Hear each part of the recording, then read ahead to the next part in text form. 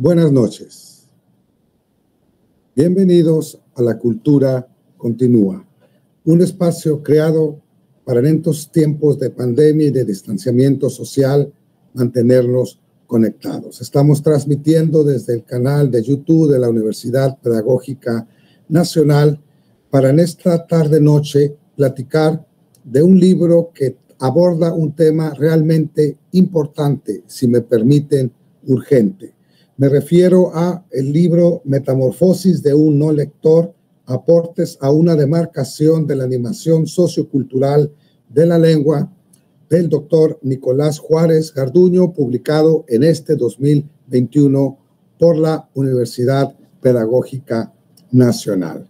Estaremos conversando por qué no nos hemos convertido, a pesar de tantos intentos, en un país de lectores, y tendremos que dialogar con el autor y con las comentaristas que amablemente nos acompañan en esta noche, si en realidad, como en algún momento lo señala el doctor Juárez Garduño, es válida esa hipótesis de que probablemente hay pocos lectores de textos porque su curiosidad queda saciada con tanta oralidad, como nos dice la página 29 de su libro. Bienvenidos, buenas noches.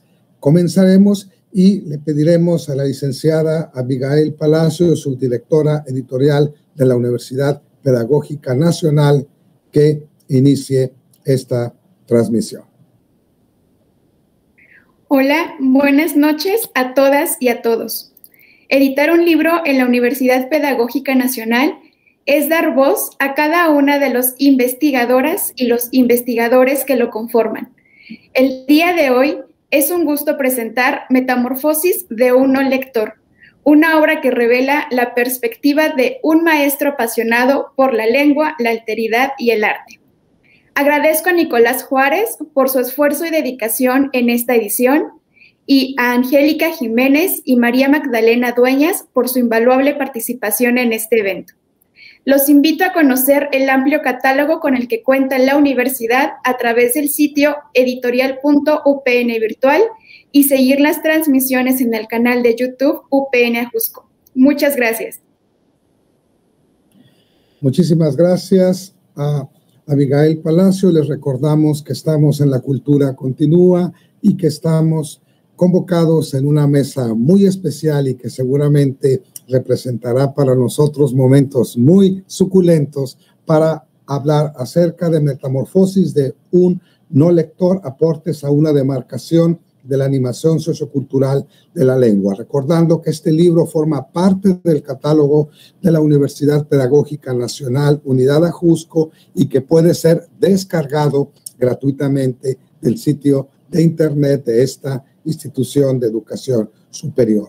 Para esta charla, para esta mesa, estamos, por supuesto, damos la bienvenida al doctor Nicolás Juárez Garduño, autor de este libro, a la doctora Angélica Jiménez, que será una comentarista del mismo, y también, por supuesto, a la maestra Magdalena Dueñas, que también nos compartirá sus opiniones y propiciará la charla respecto de este libro. Entonces, comenzaremos con la doctora Angélica Jiménez platicándonos sus impresiones acerca de Metamorfosis de un no lector.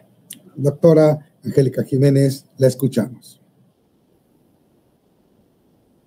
Buenas noches. Pues esta charla es una aproximación al libro Metamorfosis de un no lector, del doctor Nicolás Juárez Garduño, aquí presente. Estos comentarios, esta plática, es mi acercamiento a la lectura. Cuando lean el libro se van a dar cuenta por qué hablo de mi acercamiento, de mi interpretación, de lo que yo miro. Entenderán por qué me refiero en estos términos. Por eso agradezco la invitación para platicar sobre este libro. Quizás sea por el grado de implicación que tengo en este objeto de estudio, que más bien es un deseo que es la animación sociocultural de la lengua, pensando en la implicación como la conciencia del yo en el orden social. Y también porque he sido mencionada varias veces en este libro, y esta es la oportunidad para corresponder a este gran honor. Y bueno, su objetivo parece ser que es resaltar su falta de interés por la lectura literaria, y en este tránsito se sitúa en los años que participó en la maestría en educación básica en la especialidad de animación sociocultural de la lengua. Se trata de un escrito personal y social, en coincidencia con el enfoque biográfico narrativo del que habla en su libro. Pero vamos a empezar a hablar, para contextualizar un poco para las personas que nos escuchan, sobre la animación sociocultural de la lengua. Y para ello voy a utilizar el término que utilizó José Luis Camacho, egresado de la 9ª generación, que habla de los brazos de la animación sociocultural de la lengua, en su contribución al enfoque. El término animación sociocultural de la lengua no es una ocurrencia ni un nombre bonito. Es un constructo cultural que tiene antecedentes históricos.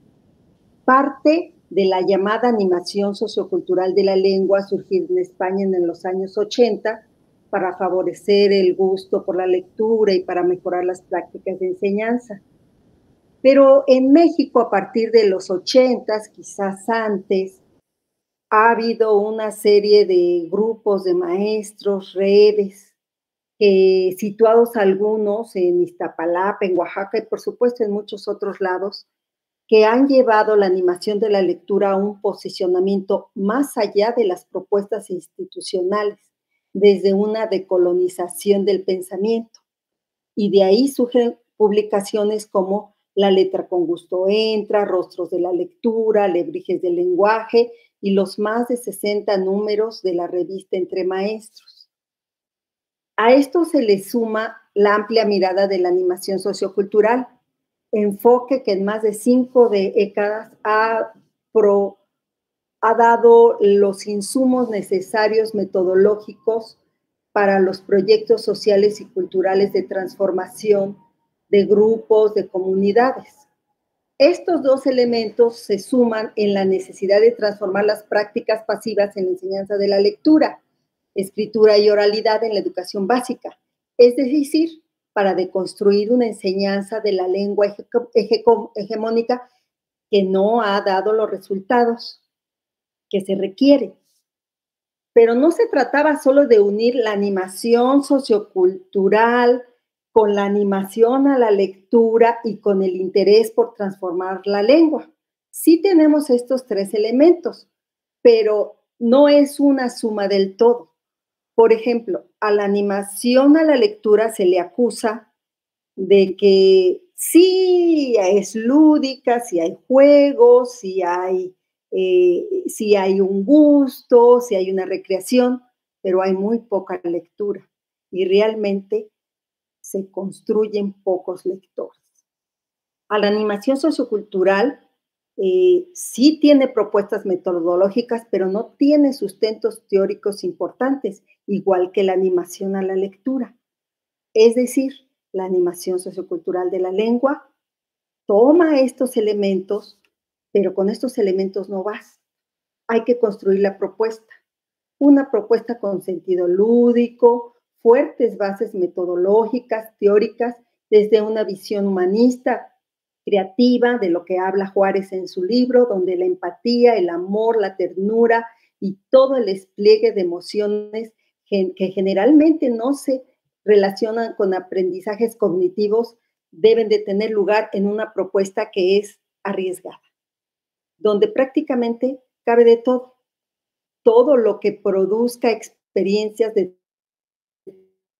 detonadoras y movilizadoras. Como comprenderán, construir este proyecto pedagógico, como le llama Dueñas aquí presente, pedagogía amorosa, no es el producto ni la elaboración realizada en un escritorio de una académica, sin discusión entre pares, sin discusión con los docentes frente a grupo de educación básica, argumentos que durante años, durante décadas se ha acusado a los programas de estudio de educación básica, que únicamente se presentan. No, la animación sociocultural de la lengua, como un esfuerzo colaborativo, se va definiendo a través de los años, de las elaboraciones atinadas y las desatinadas, de los muchos años de lecturas, de buscar las mejores, de desechar otras, de experimentar con las mejores elaboraciones metodológicas, de probar en colectivo, estudiantes y académicos, porque una propuesta valiosa puede nacer en el papel, pero solo puede vivir en la práctica. La metamorfosis de un lector demuestra interés por contribuir a la discusión inacabada de la animación sociocultural de la lengua, porque tanto académicos como los propios animadores, que son tanto estudiantes como egresados, nos sentimos comprometidos con el enfoque, agradecidos, orgullosos de formar parte de esta propuesta que la hemos tomado como propia y que seguimos construyéndola entre todos. Y cacareándola, como dice Juárez en su libro, y hoy es el libro que nos convoca. Y lo hacemos con argumentaciones orales y escritas. Las orales, durante más de 11 años, ha sido en clases, en juntas y en charlas como estas. Pero las argumentaciones orales sobre la animación sociocultural de la lengua, por desgracia, se han perdido en los corredores, en los salones, en los pasillos. No pueden defenderse por sí mismas. Si la memoria falla, se perderán inevitablemente. En cambio, la escritura permanece. Las palabras se las lleva el viento. Scriptia manet verba volant, de la frase tomada del discurso de Tito al Senado romano. Pero según Mangel, esta frase puede significar otra cosa, que son las palabras vuelan, viajan, se multiplican y la escritura permanece, inerte, olvidada, muerta. Y la segunda manera como se han producido todos estos aportes es a partir de lo escrito, lo que permanece, como el libro del que hoy estamos hablando. Y las investigaciones realizadas, los proyectos de los estudiantes, las tesis, todo lo que se ha realizado. Por ejemplo, el libro Alas para la Imaginación es un libro que habla de la animación sociocultural de la lengua de manera teórica, pero también están las experiencias de los estudiantes. 2 artículos publicados en Pálidos de Luz por Almaguer y Matus. Una revista, un número de la revista Entre Maestros que está en proceso de dictaminación, con 18 artículos realizados por académicos y estudiantes del programa, donde participamos todos los académicos y muchos de los estudiantes. Y como si fuera poco, con 52 tesis realizadas con este enfoque. Pero lo que hoy nos convoca es el libro, que es la nueva propuesta, la nueva explicación del enfoque, que es la metamorfosis de un lector. Ya podemos hablar de un corpus amplio de la animación sociocultural de la lengua.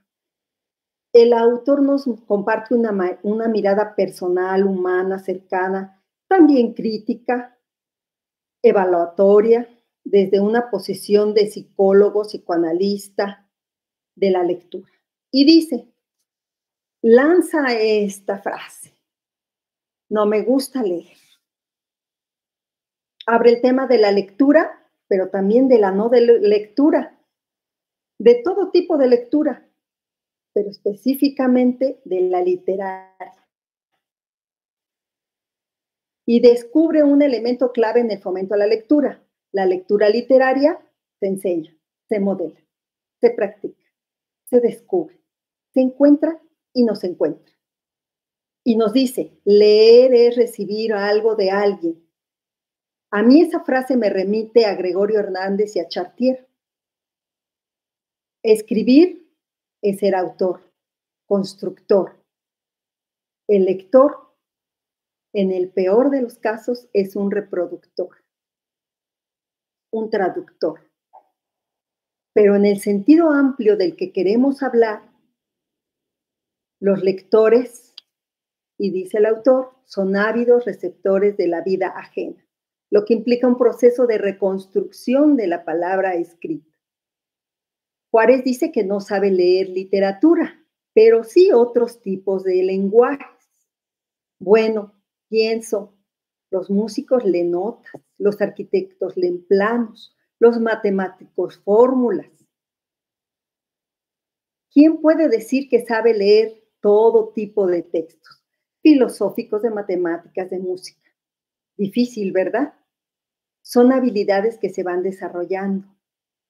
En la carrera de letras prehispánicas que yo estudié, hay un seminario llamado el Quijote I y hay otro que se llama el Quijote II.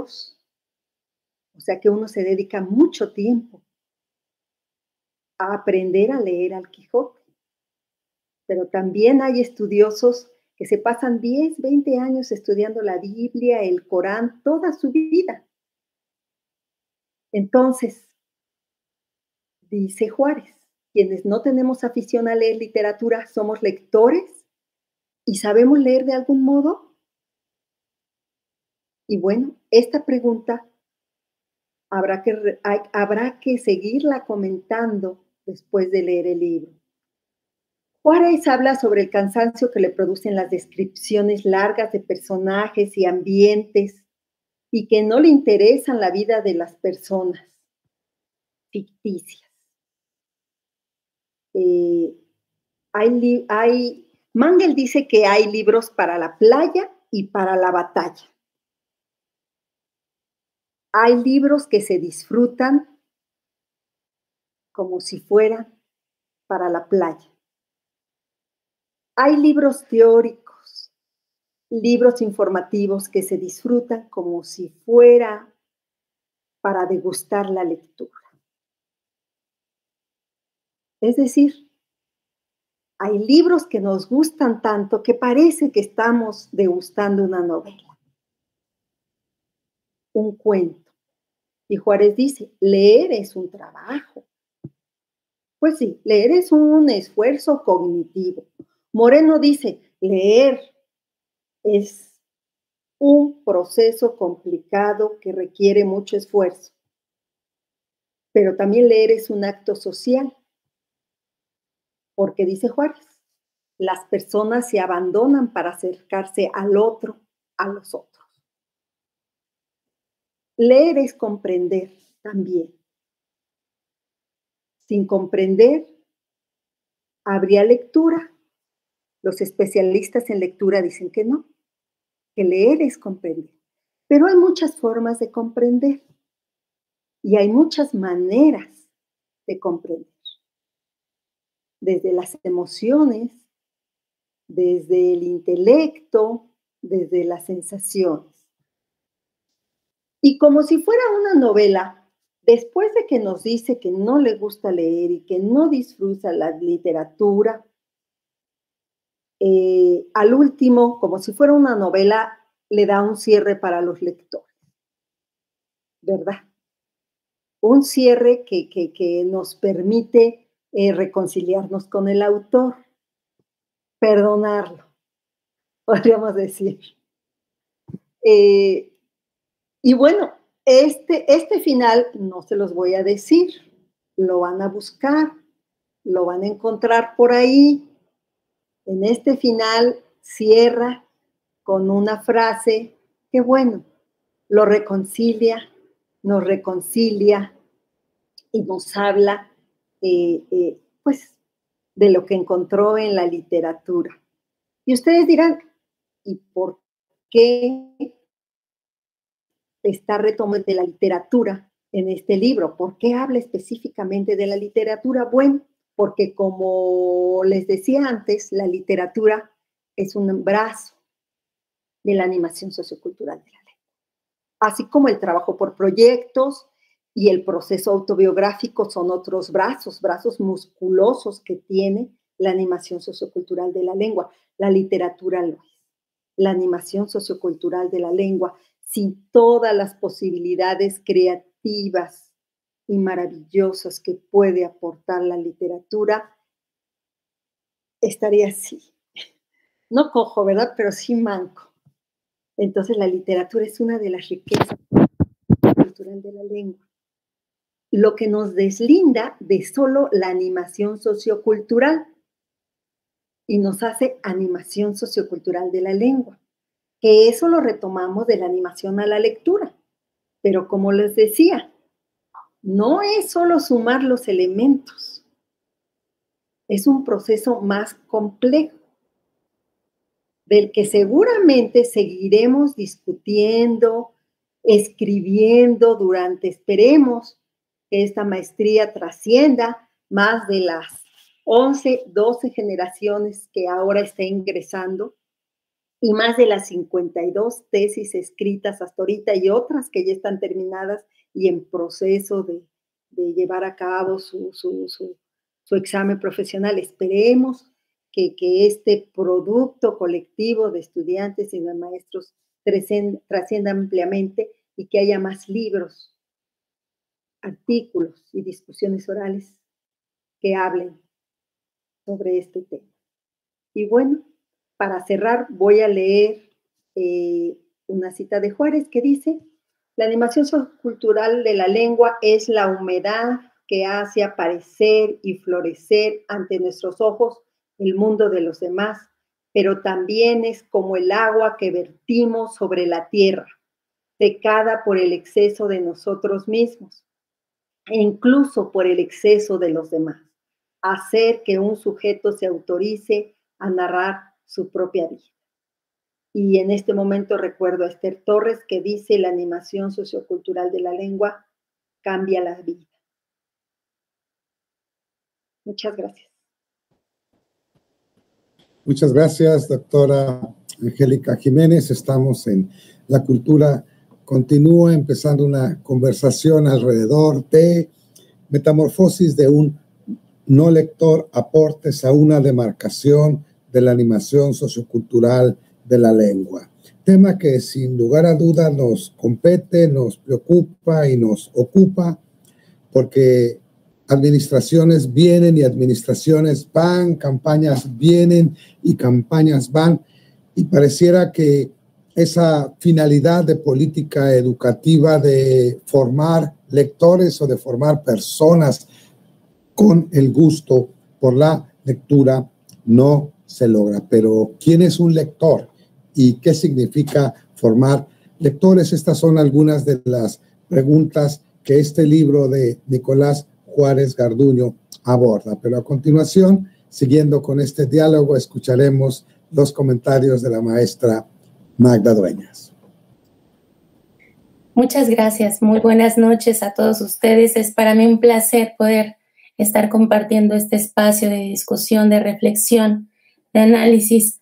Después de lo que ya la doctora Angélica ha contextualizado en torno precisamente a la animación sociocultural de la lengua, considero que este texto es una invitación muy interesante precisamente a acercarse a mirar la animación sociocultural de la lengua desde diferentes aristas, desde diferentes enfoques.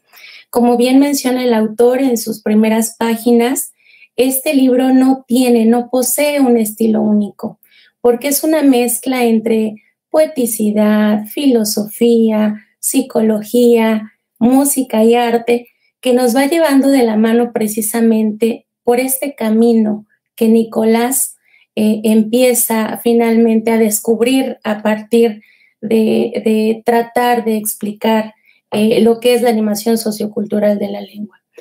Como ya bien escuchamos, es un término que está en constante movimiento, en constante construcción, porque depende precisamente de cada una de las personas que viven, que sienten la animación sociocultural en su práctica educativa. Me parece que este texto es un texto denso en muchos apartados, porque nos regala varios constructos, varios conceptos propios del autor en cuanto a lectura, en cuanto a escritura, en cuanto a ese proceso de transacción entre el lector, el autor, esa deconstrucción que debe hacer precisamente también el lector, no solamente con el texto, sino a partir de su propia vida, precisamente tomando como base el enfoque biográfico narrativo. Y en ese sentido, además de ser un texto denso, también considero que es un texto amable y sensible, porque nos habla precisamente de todos estos aspectos que hay que rescatar de la animación sociocultural de la lengua, como son estos encuentros tan cercanos, tan personales con el otro, ¿no? El hacerle sitio al otro, el permitir que el otro precisamente brille a la par de los demás, ¿no? Nos habla de valores, nos habla de respeto, nos habla de libertad, nos habla de amor, inclusive citando precisamente a varios compañeros en este trayecto en donde se han estado formando y han estado interactuando con esta filosofía de vida, podría yo mencionarlo desde este punto de vista. Y en ese sentido, me atrevería a decir que es un texto transversal, porque no solamente está enfocado para los especialistas en animación sociocultural de la lengua, sino es un texto que nos permite precisamente leerlo desde todas las miradas, desde todos los enfoques, docentes, sociólogos, comunicólogos, personas que estén interesadas en la sociedad, en el otro, que es precisamente lo que esta línea pretende, recuperar al otro, empoderar al otro a partir de la palabra y permitirle, en este sentido, trascender. Creo que también este texto me parece un texto valiente porque al ser escrito a partir de un enfoque biográfico narrativo y empezar a reconocer precisamente cuáles son los errores que uno como docente va cometiendo en la práctica, pues no es cosa fácil, no es cosa sencilla, ¿no? Finalmente, en ese sentido, creo que es muy loable el hecho de aceptar que en algún momento de nuestra vida como docentes, pues no hemos tomado las mejores decisiones y pues quién se atreve a decir en sus clases con alumnos de posgrado que no le gusta leer, que no le gusta la lectura, ¿no? Siendo maestro en especialidad de esta línea de lengua, sería difícil, sería complejo entenderlo desde este punto de vista. Sin embargo, en ese sentido, creo que el análisis y la reflexión que el propio autor hace de su vida nos regala precisamente la sensibilidad y la reflexión de tratar de vislumbrar cada una de nuestras áreas de oportunidad y de convertir nuestra labor docente pues en una labor y en una tarea que trascienda, que sirva a los otros, ¿no? Y en este texto podemos mirar precisamente algunos pasajes que el autor nos regala y que nos hace reflexionar precisamente acerca de estas situaciones inesperadas, ¿no? Ya como menciona por ahí Peter Woods, en donde estamos nosotros enfrentándonos a situaciones inciertas que en la práctica se van enfrentando y que en este sentido, pues el docente va tratando de superar en la medida de las posibilidades del contexto y demás, ¿no? Entonces, me parece que en ese sentido es una invitación a reflexionar a partir de nuestra práctica, a reflexionar a partir precisamente de nuestro papel como docentes, y en ese sentido no solamente habla de la parte metodológica y de todos los elementos que conforman a la animación sociocultural de la lengua, como pues es la literatura, la lengua, la escritura, la lectura, la literatura infantil, el enfoque biográfico narrativo, que precisamente es de donde se sostiene, la pedagogía por proyectos, las técnicas Freinet, todo ello que engloba la animación sociocultural de la lengua va precisamente permitiendo que se vaya conformando un constructo más sólido. Y precisamente esta mirada que el autor nos regala, pues es su propia mirada a partir de ese análisis que él va realizando de las intervenciones de los estudiantes de la maestría en animación sociocultural de la lengua. Y bueno, estoy segura, no sé, que este texto pues nos va a permitir reflexionar en torno a varias situaciones que el autor propone, ¿no? Una de ellas sería reflexionar acerca de la enseñanza desarrollante, ¿no? Cómo ir conformando este nuevo docente crítico, reflexivo, analítico, este docente mediador que permite impulsar a los estudiantes y que precisamente le hace sitio al alumno para que sea él el centro de todo este aprendizaje y que cree precisamente estas oportunidades para poder seguir creciendo, para poder aprender y para mejorar la sociedad en donde vive, ¿no? También nos habla de una alfabetización emocional, en donde hoy en día sabemos que las emociones son parte fundamental de nuestra sociedad, en donde esta pandemia nos enseñó que pues nos podemos quebrar en cualquier momento y se requiere de fortaleza, de talante para poder salir adelante, valga por ahí la redundancia, y en ese sentido tratar de empoderar a los estudiantes de todos los niveles. Creo que, como bien nos menciona, no solamente basta con poner atención en la parte metodológica de la animación sociocultural de la lengua y de todo lo que lleva implícito. También nos regala un apartado en donde se habla de evaluación, un momento muy importante precisamente del proceso de enseñanza-aprendizaje, ¿no? Y en ese sentido, pues el papel del docente en esta evaluación, de tener ese tacto para evaluar, de tratar de proponer a los estudiantes situaciones metacognitivas, metalingüísticas, en donde los chicos piensen, reflexionen sobre su propio proceso y no solamente sea el docente el que asiente una calificación, ¿no? Desde los instrumentos pudiera parecer hasta en ocasiones fríos, ¿no?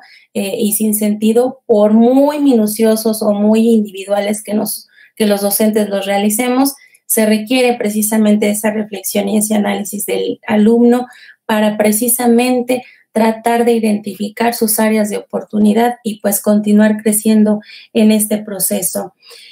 Y bueno, creo que como ya nos adelantó por ahí la doctora Angélica, esta transformación de el doctor Nicolás a partir de la animación sociocultural de la lengua es precisamente, reitero, una invitación a todos nosotros a tratar de mirarnos desde dentro, a reflejarnos en esas áreas de oportunidad que tenemos precisamente para pues ser mejores profesionistas, ser mejores ciudadanos y pues tratar precisamente, como bien lo menciona, de darle sitio al otro, de crear no solamente una escuela o una educación con todos, para todos y para cada uno, sino también una sociedad para todos, con todos y para cada uno. Y en ese sentido, bueno, ya para cerrar mi participación, quisiera también retomar algunas palabras del doctor Nicolás en las últimas páginas de este libro, en donde nos menciona que el autor siempre muere al soplar los textos y esparcirlos por el mundo de lectores diversos. Yo invitaría a que no dejemos que el autor muera ahí, ¿no? Que hagamos que este texto viva, que este texto resuene en las mesas de discusión, en los salones de clase, en las charlas, en los encuentros entre colegas, porque precisamente eso es lo que va a permitir que la palabra, que el conocimiento se perpetúe, que crezca y que podamos finalmente encontrar ese camino para seguir descubriendo y para seguir aprendiendo en torno pues a este tema que estamos compartiendo el día de hoy. Muchísimas gracias. Muchísimas gracias, Magdalena, y estamos en La Cultura Continúa y estamos conversando dialogando alrededor de sobre metamorfosis de un no lector, aportes a una demarcación de la animación sociocultural de la lengua, del doctor Nicolás Juárez Garduño, libro editado por la Universidad Pedagógica Nacional en este 2021 y libro que usted puede muy fácilmente ingresar al sitio de internet de la UPN Ajusco y descargarlo de manera gratuita para empezar a pensar por qué, a pesar de que todo profesor y todo padre tiene seguramente la intención de formar estudiantes y de formar hijos lectores o con el gusto lector, como dice Nicolás Juárez Garduño, porque muchísimas veces muchísimos padres y profesores fracasamos en ello. Pero ¿quién mejor para platicarnos acerca de este libro, de sus perspectivas, de su propio proceso de transformarse de un no lector a un lector que Nicolás Juárez Garduño? Doctor, muchísimas gracias por compartir con nosotros en esta noche acerca de tu libro. Te escuchamos. No, muchísimas gracias por las palabras. Bueno, yo debo decir que yo no sabía qué hacer aquí, ¿no? Yo decía, bueno, voy a presentar un libro, pero soy un profundo creyente de la muerte del autor. Y creo que cuando uno publica, como decía Roland Barthes, pues el autor muere. Entonces, ya el libro no me pertenece, ya el libro no es mío. Entonces dije, bueno, ¿yo cómo voy a hablar de la obra que yo hice si ese autor ya murió? Ese texto se ha esparcido y, bueno, seguramente lo han interpretado de múltiples formas. Entonces, yo quería escuchar, bueno, la opinión, ¿no?, los comentarios de otros lectores, de otras lectoras, y bueno, de verdad es para mí muy grato escuchar lo que dice Magda, lo que dice Angélica. De verdad es muy grato porque me devuelven una imagen que de pronto no es la que yo hubiera presentado. O sea, si yo hubiera elegido algunas cosas, seguramente hubiera elegido otras más, ¿no? Y tengo por ahí un mini guión, pero voy a tratar de hablar un poco de esto que han hablado ellas. Un poco también de mí, o sea, no puedo dejar de hablar de mí como escritor, como autor, ya murió el autor, pero como escritor puedo hablar como escritor.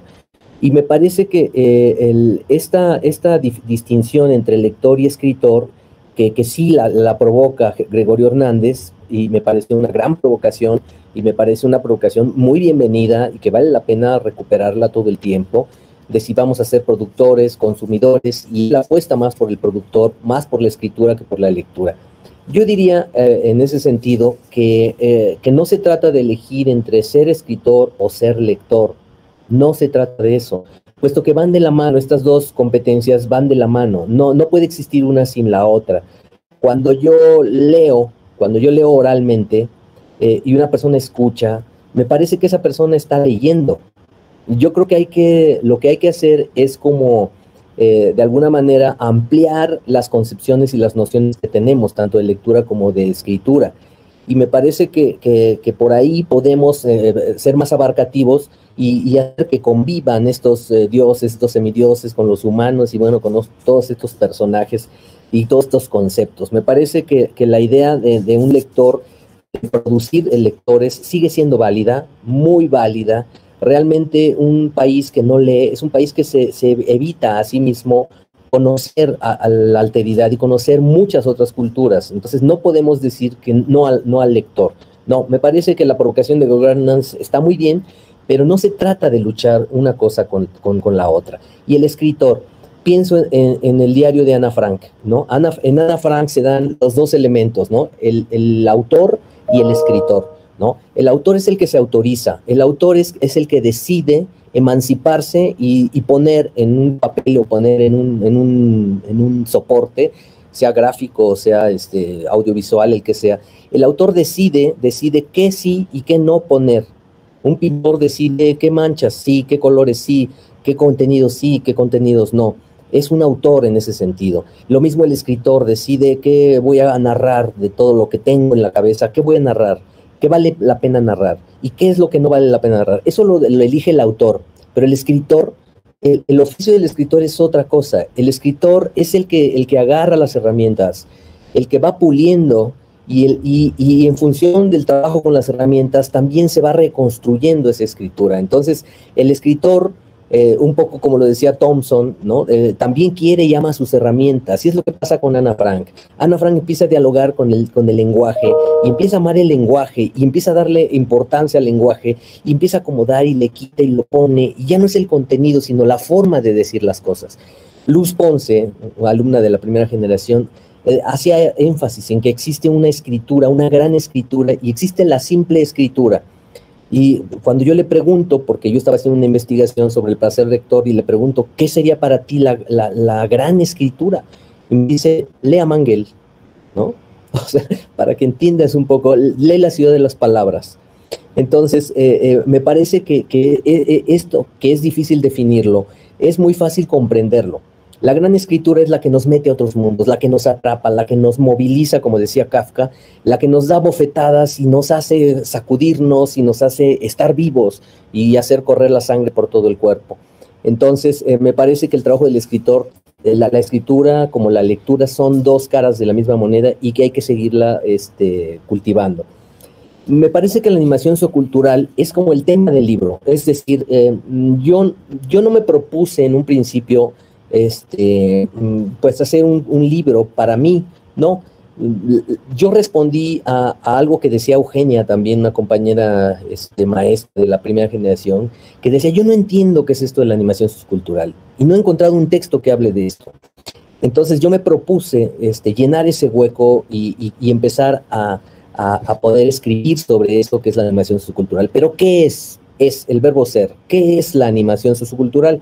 Yo operé un poco como Durkheim, o Durkheim, no sé cómo se pronuncia en francés, pero yo sigo un poco el camino de Émile Durkheim, en el sentido de reconocer la cosa tal como es, con todo su funcionalismo y que se le ha criticado al autor, al sociólogo, el padre de la sociología, por cierto, pero me parece que Durkheim pone en el centro del pensamiento científico algo importante. Es decir, voy a aceptar la cosa como es, porque si no la acepto como es, entonces yo no estoy haciendo ciencia, ¿no? Entonces estoy haciendo literatura o ficción. Entonces yo operé de la misma manera y dije, ¿qué es la animación sociocultural? Pues vamos a ver qué es la animación sociocultural. Entonces me acerco a lo que dicen los estudiantes y empiezo a escribir, y empiezo a hacer mis notas, y empiezo a hacerle como un etnógrafo, de empezar a recuperar un montón de ideas. De ahí sale gran parte del libro, de esta búsqueda de ver qué es la animación sociocultural. Pues es lo que está pasando, es lo que están haciendo nuestras estudiantes de posgrado con sus alumnos, ¿no? De preescolar, de primaria, de secundaria. Eso es la animación sociocultural. Entonces, aceptar lo que es la animación cultural es aceptar lo que están haciendo nuestros estudiantes con los textos que nosotros les dábamos. Les ofrecíamos un bagaje muy amplio, ¿no? Y muchas perspectivas, muchos maestros y maestras con diferentes ideas. Y lo que ellos hicieron, eso es lo que es la animación sociocultural. De esa manera yo operé. Entonces, evidentemente, pues hay un montón de ideas de cómo lo interpretó cada quien. Y eso es lo rico me parece que del texto. Ahora, en cuanto a la escritura, es una escritura densa, como dice Magda, densa. A veces no me gusta, ¿no? De tan densa que es, no me gusta. Y como ya murió el autor, pues me puedo dar el lujo de criticarlo, ¿no? De criticar el texto y decir, bueno, esto está, pero alucinado, ¿no? Y esto, no sé qué quiso decir el autor. Y me gusta jugar con esta parte, ¿no? Como lo han hecho muchos autores, ¿no? Que de pronto se descalifican lo que dijeron en tiempo pasado, ¿no? Wittgenstein descalifica lo que hace, ¿no? Como filósofo del lenguaje en su primera etapa, ¿no? Y dice, pues sí, pero no. Entonces, Wittgenstein es un ejemplo de cómo podemos reescribir las propias ideas, repensarlas, y me parece que eso es sano. Es sano que el mismo autor sea un lector de su propia obra, ¿no? Y un crítico de su propia obra. Entonces, me parece que es importantísimo. Ahora, yo quisiera decir algo con relación a lo que es leer, porque me parece, si a mí me preguntan, yo le pregunté a un amigo, periodista, ¿no? Gabriel Páramo, le dije, bueno, yo nunca he presentado un libro, es mi primer libro que yo publico. Bueno, he presentado canciones porque yo soy músico y bueno, las he presentado en bares, en cafés, en auditorios, en casas de cultura. Y me encanta a mí la lírica, ¿no? Y construyo letras, ¿no? El lenguaje no me es ajeno, ¿no? desde muy joven, pero nunca presenté un libro. Entonces, ¿qué se hace en una presentación del libro? Y Gabriel me decía, pues el autor tiene que presentar, destacar lo que aporta a su obra, ¿no? Y yo dije, pues no, eso no le corresponde al autor. O sea, yo le agradezco a Gabriel, ¿no? Me ayudó para sentirme fuerte durante un momento, pero después pensé y dije, no, me parece que quien puede decir lo que aporta una obra son los lectores. Y en ese sentido, lo que acaban de decir las colegas, a Angie Jiménez y Magda Dueñas, me parece que revelan un poco lo que el texto puede dejar, lo que puede dar, lo que puede aportar. Pero si yo tuviera que decir, ¿qué le aporto yo a este discurso de la unidad C95, UPN C95? Yo diría, es el concepto de lectura.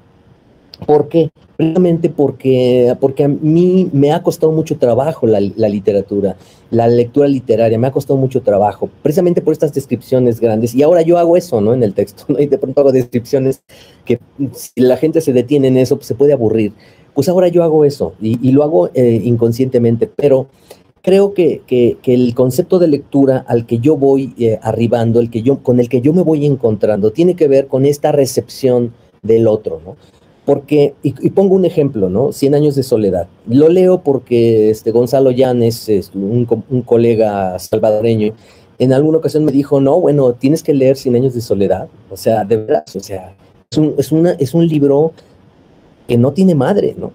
Y bueno, pues yo lo creí y me puse a leer 100 años de soledad, y como yo no había leído, pues imagínense, cada página me mandaba al diccionario como 20 veces, entonces tuve que leer ese texto como en 8, 9 o 10 meses, me costó muchísimo trabajo porque me faltaba vocabulario y porque en mi neurosis, pues yo no quería avanzar si no conocía las palabras, entonces me costó mucho trabajo. ¿Qué pasó?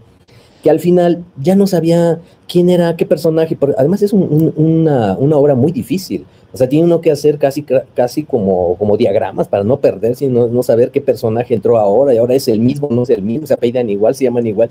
Entonces es muy complejo ese texto de 100 años de soledad. Y después de terminar de leerlo, yo dije, repetí las palabras de Gonzalo Llanes y dije, en efecto, no tiene madre este libro. No, estuve leyéndolo pensando que me iba a encontrar una maravilla al final. No encontré la maravilla al final. Encontré la necesidad de volverlo a leer para entenderlo, para entender la obra. Pero creo que lo valioso de todo eso fue ese ejercicio de encontrarme con el lenguaje, con muchos lenguajes, con otra cultura, ¿no? Con la cultura de Gabriel García Márquez, y eso creo que me enriqueció como persona, me enriquece como intelectualmente, y me deja pues un enorme bagaje de todo tipo, ¿no? Además la disciplina, ¿no? La disciplina de leer un texto complejo, largo, y de estar por horas ahí. Pero además descubro que puedo estar dedicado ahí por mi propia voluntad. Ya no es el maestro ni la maestra que dice, te tienes que sentar y lo lees, ¿no? Y no sales al recreo si no lo lees, ¿no? O sea, finalmente yo decidí, ¿no? Sentarme por horas, todos los días, hasta terminar de leer un libro. Y eso creo que a uno como lector le da, ¿no? Una autoestima, una gran autoestima. Creo que muchos lectores se sienten orgullosos de leer textos extensos, ¿no? Y hay muchos que dicen, no, leer libritos, no. Leer es un lector de placer que lee textos largos. Yo no lo sé. Y creo que Monterroso nos enseña con los cuentos, con estas minificciones, y muchos otros autores nos enseñan que la minificción puede ser tan enriquecedora como los textos largos. Pero creo que darse la oportunidad de leer y de tener esa voluntad de abandonarse, ¿no? Y de presentarse ante otros mundos. Yo digo que leer es como desfilar desnudo en los pasillos de la alteridad. Me gusta esa definición de lectura, porque precisamente es eso. O sea, yo me abandono ante el texto y estoy caminando en Macondo, y estoy caminando junto a cualquier personaje, ¿no? Harry Heller, o el que uno quiera, Siddhartha, depende del autor que uno lea, y me parece que son esos momentos donde uno no se esconde. Cuando uno lee, uno no se esconde, uno está desnudo, completamente desnudo. Ahí no hay nada que lo pueda uno salvar a uno. No hay mentira que niegue un final, ¿no?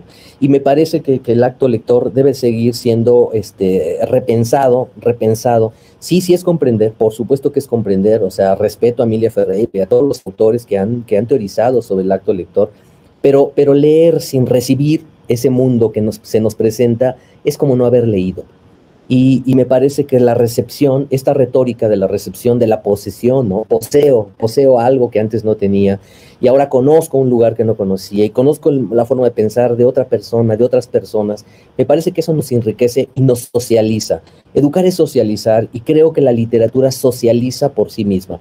Para aquellos que creen que no, yo sí soy un abogado del diablo. Yo sí creo que el arte, el verdadero arte, porque sí distingo entre arte y pseudoarte, ¿no? Yo sí lo distingo. Y para mí el arte es como un sol que empodera la vida humillada. El arte que no le interesa transformar la realidad, para mí no es arte, para mí es un pseudoarte, ¿no? Y por eso Kafka le decía a su mejor amigo, no, esos libros los hacemos cada fin de semana. No, ¿cómo crees? O sea, un verdadero libro, un libro poderoso, tiene que partir como un hacha que parte de los mares, tiene que ser definitivo y tiene que ser algo muy fuerte, ¿no? Y en ese sentido sí creo que el arte es algo que nos conmueve, que nos mueve, que nos descoloca y que es capaz de provocarnos muchísimas ideas, muchas reflexiones. Un arte que no nos deja en silencio es un arte que no ha servido, ¿no? Un arte que nos deja en silencio y salimos de una obra de teatro o de una gran película o después de leer un gran libro y nos quedamos en silencio durante un tiempo. Me parece que esos son los mejores libros, porque son los libros que nos conmueven y que nos descolocan y que nos lanzan hacia otros lugares, hacia la alteridad.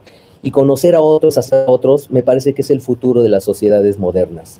Aprender a vivir siendo tan diferentes, me parece que es el gran reto de las sociedades modernas, ¿no? De no matarnos, no asesinarnos porque somos diferentes, porque pensamos de una manera diferente, porque usamos un lenguaje diferente, porque no pensamos con las mismas teorías que otros piensan, y entonces vamos a condenar al otro. Ese es el gran reto, es el gran reto, y creo que hacer ese trabajo con los niños me parece que es algo sencillo, y lo están mostrando nuestras estudiantes que egresan y que producen sus tesis, ¿no?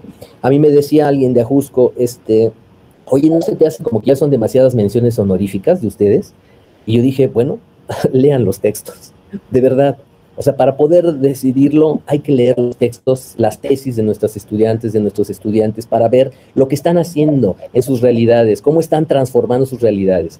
Si algo le corresponde a la animación sociocultural y la lengua, que lo distingue de la animación lectora, es es centrarse en el trabajo colaborativo, en esta lectura colectiva, en no favorecer la lectura individual, que es necesaria, pero también poner la lectura colectiva, el libro que todos hacemos juntos, ¿no? Como decía Chambers, un libro que leemos entre todos y que cada quien aporta. Hirschman, ¿no? Sarah Hirschman hace lo mismo desde la perspectiva de Paulo Freire, desde diferentes lugares, desde Norteamérica, Inglaterra, Brasil, es lo mismo. Finalmente, lo que necesitamos es precisamente darle importancia a la parte colaborativa, a la parte colectiva, y creo que la animación sociocultural se distingue de la animación lectora precisamente por poner el acento en la construcción colectiva, en hacer textos colectivos, en leer colectivamente. Entonces, la escritura y la lectura, pero lo colectivo me parece fundamental. Si no, entonces sí no estamos hablando de animación sociocultural, estamos hablando de animación lectora, que también está muy bien, de verdad. O sea, yo no descalifico, pero creo que la animación sociocultural de la lengua sí tiene un sello y una característica. Bueno, por último, Borges decía que el verbo amar, el verbo soñar y el verbo leer no admiten el imperativo.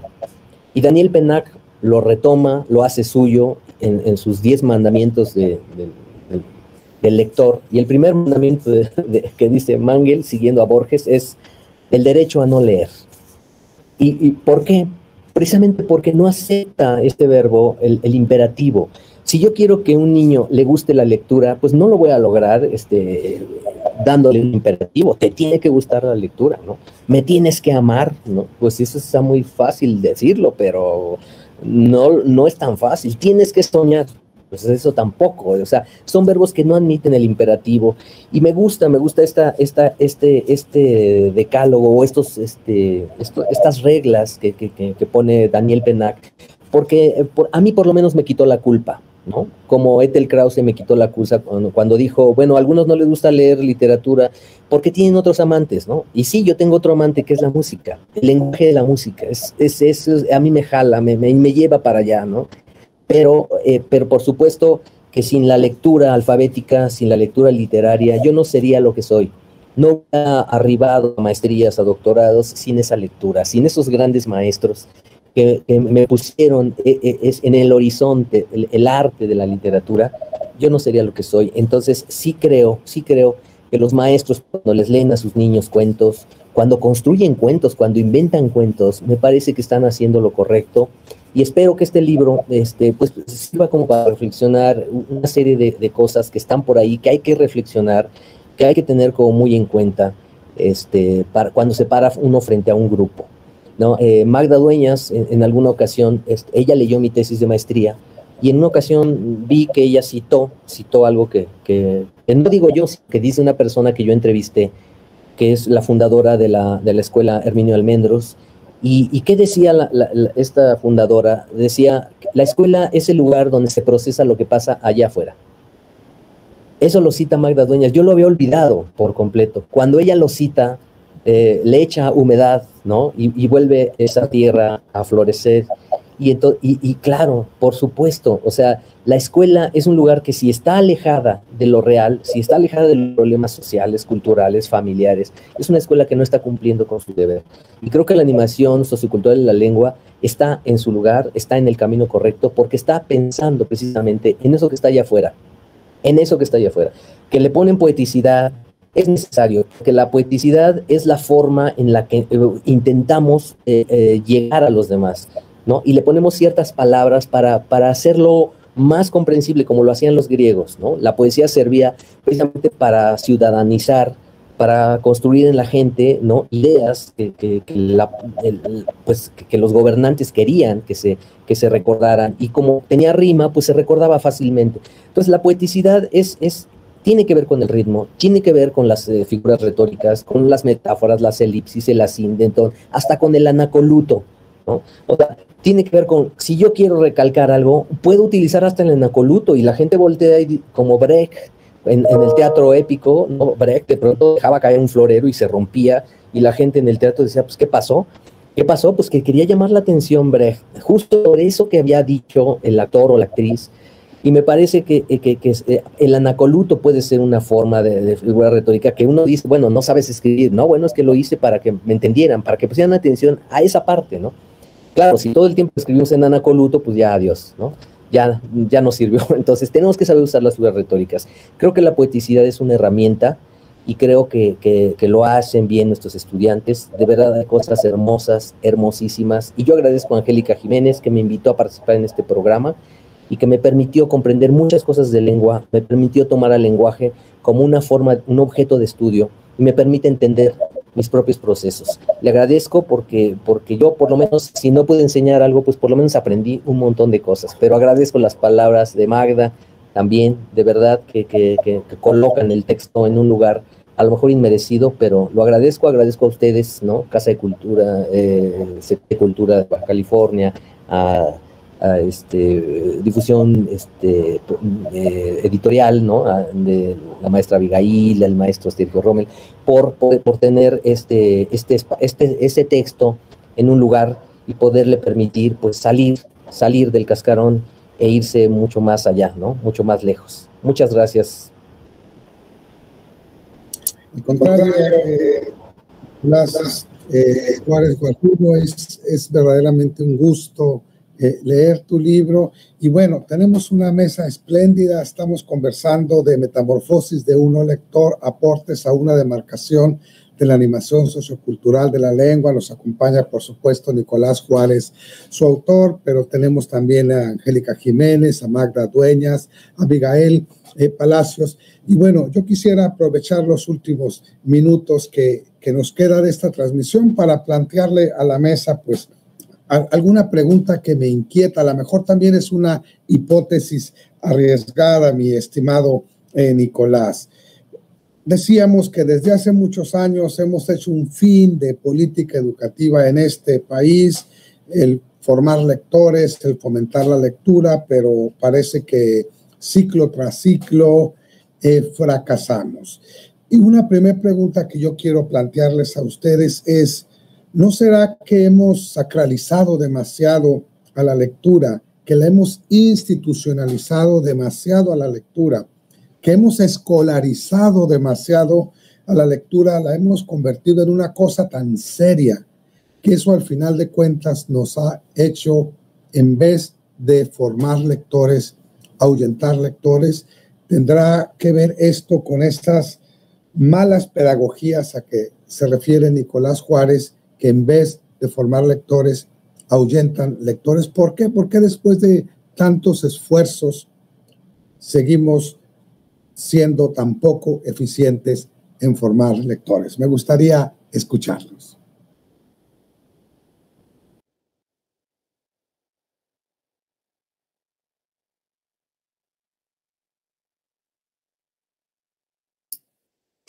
Bueno, en ese sentido, creo que es complejo, ¿no? Lo que se está planteando en este momento. No hay recetas, no hay una receta como tal en el sentido de cómo lograr que los niños se acerquen a la lectura. Creo que, como bien menciona, son situaciones de políticas educativas, pero el papel del docente es fundamental en esta situación. Y si el docente no está convencido de que la lectura es el parteaguas precisamente para poder adquirir otro tipo de conocimientos de manera libre, creo que ahí es en donde está un primer obstáculo. Cuando nosotros escolarizamos cualquier práctica educativa, ya la estamos satanizando, ya estamos de algún modo poniendo un candado, ¿no? Para el aprendizaje, para en este caso tratar de que los chicos, de que los estudiantes se acerquen de manera auténtica es complejo, pero si el docente no trabaja para acercar a los chicos de una manera natural, de una manera agradable, de una manera amena, pues va a ser muy difícil que ellos en este caso no solamente se acerquen a la lectura, sino que adquieran un placer por la lectura, como nos menciona el texto del doctor Nicolás, ¿no? El tener un placer es precisamente disfrutarlo, es precisamente tratar de acercarse de manera natural, sin obligación, sin un porqué específico, ¿no? En ese sentido, creo que hay que reflexionar primero cómo aprendimos precisamente a leer y a escribir, reflexionar sobre esas prácticas que no nos gustaron y tratar de buscar esos medios para que los estudiantes aprendan y se acerquen pues de manera natural, de manera auténtica a cada uno de los textos que ellos quieran leer, que ellos quieran revisar, pues de manera libre. Bueno, me gustaría abonar un poco a esta Sí, claro que sí. Adelante, Angélica.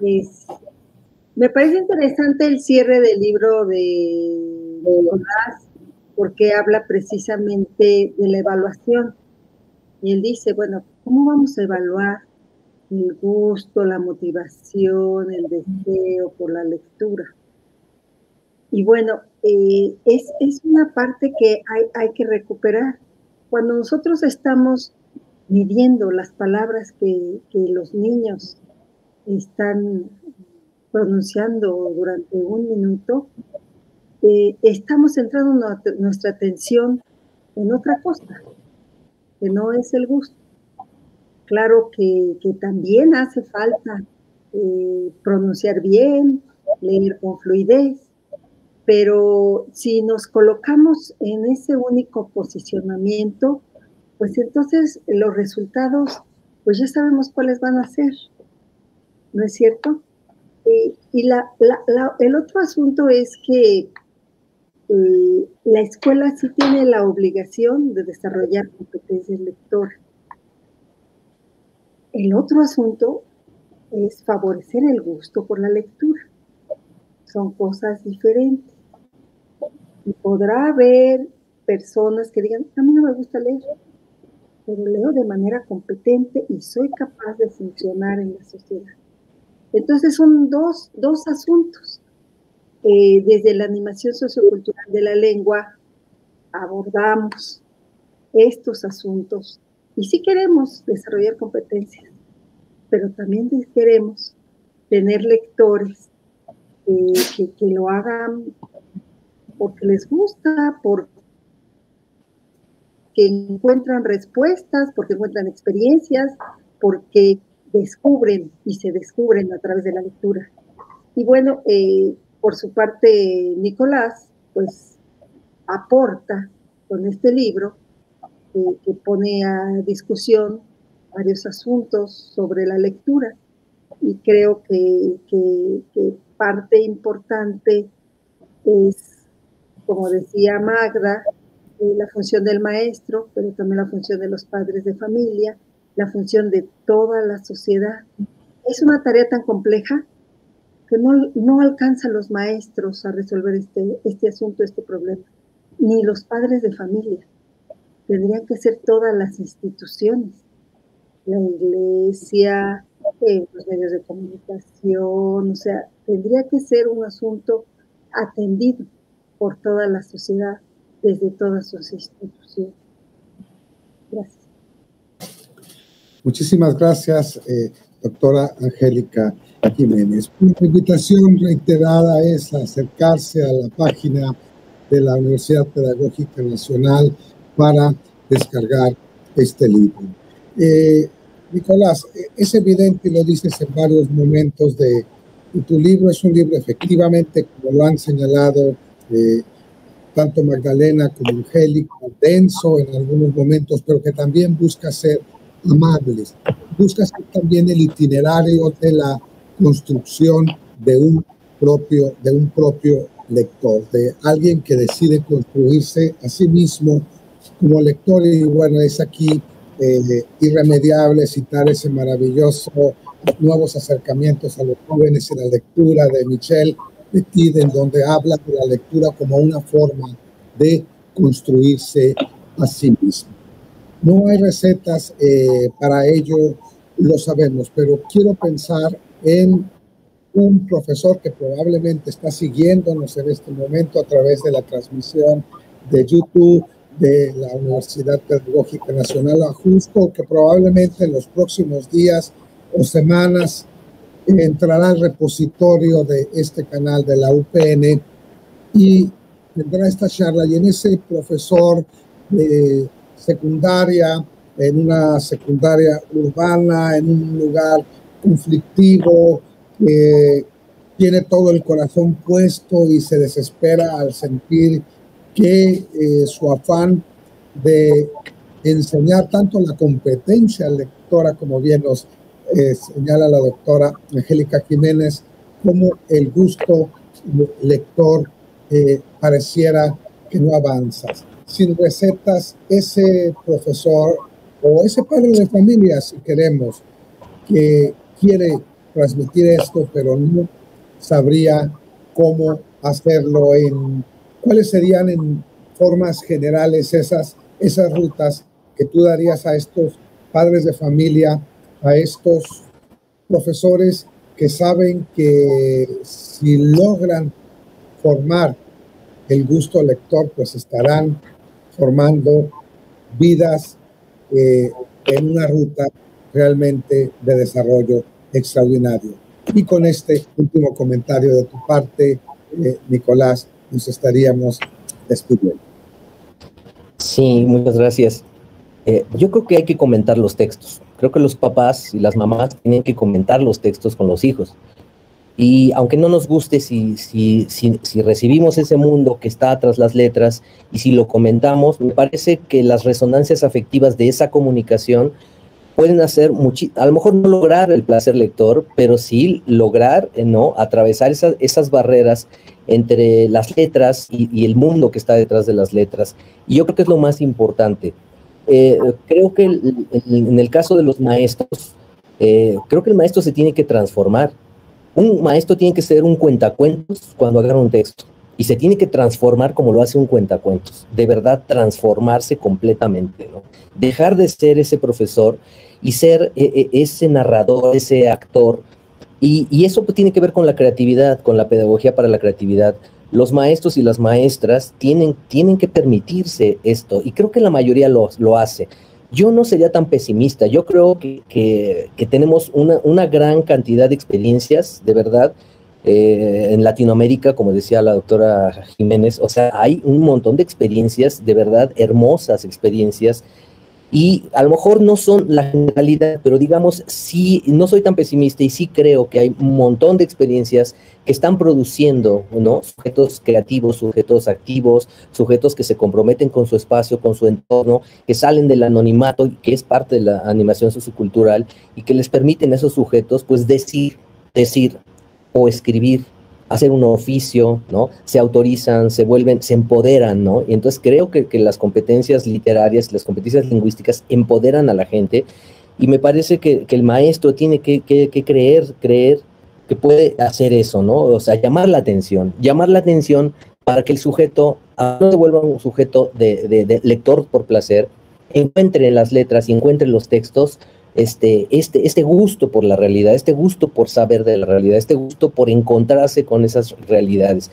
Si ustedes leen el texto que yo he escrito, ustedes van a encontrar, ¿no? Montón de experiencias de Jairo Sánchez. Jairo Sánchez, hay que leer todas las experiencias que tiene con sus estudiantes de secundaria y de primaria. De verdad, hermosas experiencias donde a lo mejor no se vuelven lectores así apasionados, pero se vuelven ciudadanos, ¿no? Apasionados, personas apasionadas por el trabajo, por la convivencia. Y creo que la convivencia y las resonancias afectivas de estos lazos humanos pueden hacer que la literatura tenga un mejor destino, un mejor futuro, sea oralidad o sea escritura. Y creo que hay que atreverse, ¿no? Precisamente a esto, a no quedarse con un texto, ¿no? A hacer preguntas. ¿De qué se trató? ¿De qué se trató el texto? No es de qué se trató, sino ¿qué sentiste tú con el texto cuando tú lo leíste? ¿Qué sentiste? ¿Qué pasó contigo? ¿Qué pasó en mí cuando yo leí esa parte, ¿no? Aunque sea un párrafo. Y si podemos hacer ese tipo de experiencias más seguido, bueno, pues podemos hacer. Ahora, los proyectos son importantes, porque los proyectos generan esa comunidad, y los chicos salen contentos porque como comunidad hicieron una obra de teatro, hicieron un libro, hicieron una exposición, y esa experiencia es profundamente enriquecedora para ellos como sujetos. Si no lo hacen todas las escuelas, creo que poco a poco se irán haciendo más y más. Yo sí creo en que las generaciones que vienen van a poder con el paquete, y que van a hacer cada vez un México mejor, y a través de la literatura, con la literatura al lado, ¿no? No como un meta, sino como algo que va con nosotros y que nos acompaña a diario. Pues con este tono de esperanza nos quedamos. Ya dijo Borges, que citó previamente Nicolás Juárez, que tenemos la obligación de la esperanza. Nicolás Juárez, Magda Dueñas, Abigail Palacios, Angélica Jiménez, muchísimas gracias por esta tertulia alrededor de Metamorfosis de un lector, aportes a una demarcación de la animación sociocultural de la lengua. Tómese unos minutos terminando esta transmisión para ingresar a la página de la UPN, descargarlo y empezar a navegar en este libro que propone, que discurre de muchas maneras, que provoca también en muchas otras. Gracias, Nicolás, por este libro. Esta fue La Cultura Continúa. Buenas noches. Buenas noches.